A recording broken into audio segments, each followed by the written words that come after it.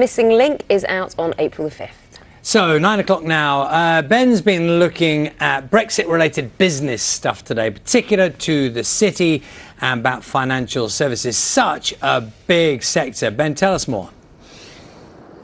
Yeah, none of that is going to make the room smile, I can tell you that. They've been waiting for any answers from Westminster about what happens in this place in the City of London, and, well, we know that we didn't get any last night. And it's interesting, this is the next stop in our Brexit road trip around the country, and we've been looking at what sectors are affected by it. Financial services, which you might assume are all done here, one of our biggest exports from the UK, includes all sorts of things. Accounting, it includes insurance, all that sort of stuff, as well as just banking. But what is it in terms of jobs? Well, 2/3 of the roles that are done both here and around the country are indeed done outside of London, and so it could have a big impact on the rest of the economy. As we said, 2.3 million jobs in financial services. But what happens next? Well, with me, two guests who might be able to explain a couple of things. Shanti is Senior Portfolio Manager at Coutts, at the bank Coutts, and Simon's with us too. He's the founder of SGL Insurance. Morning to you both. Morning. Shanti, look, we tend to think of all those jobs being done in the City of London, but up and down the country, people are working in financial services, one of our biggest exports.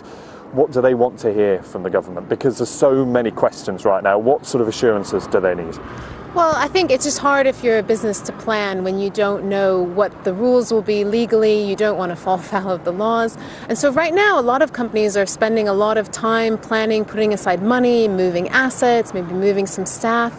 And that's because they've got to be prepared to support the economy, to support customers, businesses and people, no matter what happens. Yeah, and Simon, that issue of no matter what happens, you're pretty optimistic about the fortunes for the city, aren't you? Because there were lots of headlines at the time when we voted to leave the European Union that 500,000 jobs would leave. I think the reality right now is 2,000. Why? What confidence do you have that this place can carry on just doing what it does? I think it's a fantastic financial city, second biggest in the world. I think we are a great country with great people. We've invented many things, including insurance. And Lloyd's of London, where we're involved, has been going for 300 years and it's overcome Great Depressions and World Wars. So I think there's a lot of positivity that it's not going to be beaten by Brexit. I think that sometimes gets clouded out in the media, how much positivity and optimism there actually is in the business community and in the City of London. So I think we need to embrace it and make a success of it. Yeah. Positivity, absolutely, and that is what is so important right now. But some would say, well, those jobs haven't gone because we've not left the EU yet. I mean, is there truth in that the reality comes and the tough decisions have to be made once we've actually left? I don't think so. I mean, those initial projections of 500,000 were projected to leave after the vote, and we only saw the 2,000 leave. And I think when we leave, particularly if we can get a good deal, which hopefully we do, those jobs won't leave then either. And you might even find a few of those that have left actually come back because, like I say, I've got great confidence that we can make a success of it. So. Yeah, and Shanti, I mean, Simon got great confidence in the city, and London is an attractive place to do business. We know that. What makes it so attractive?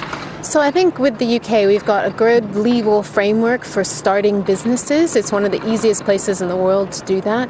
You've also got tremendous network effects. If you come to the UK or to London, you can find advice, you can find trading for you can find insurance, you can have an accountant, you can find a lawyer. And there's a lot of choice for those things all in a small area, and you just don't have that kind of network in other parts of Europe yet. What do you want to see happen next? And it's a question to both of you. I mean, Simon, maybe start with you. What will make things easier for you right now? I think a deal, preferably. And so, the people of this country made a brave decision in 2016, and I think it's time for us in business, and certainly the politicians in Westminster, to be equally brave and make a success of it.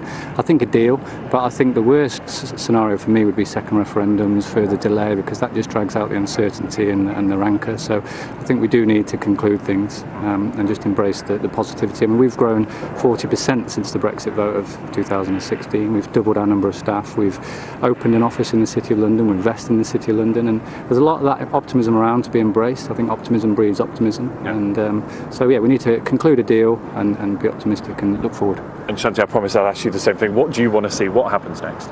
So I think what most of our clients say to us is that they just want to move forward. So it doesn't matter if they voted leave or they voted remain, they just want a path forward from here. And I think that's what business wants. Hopefully that's what the politicians are looking for, because there's a lot bigger problems in the world to solve. Infrastructure, education, about new products, about competition from China.